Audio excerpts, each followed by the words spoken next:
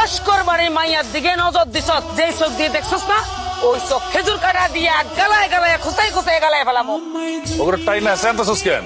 আসলে হয়েছে কি আঙ্কেল, তোকে দুই দিনে না আজকে গাছের মধ্যে উল্টাইয়া পিটামু, আর এমন বাট আমি দিব যাতে সারা জীবন মনে থাকে লস্কর বাড়ির মায়াগো মুখের দিকে চোখের দিকে চাওনে সাহস না বাস। আমার মাইয়ার চোখের দিকে তাকাইছি।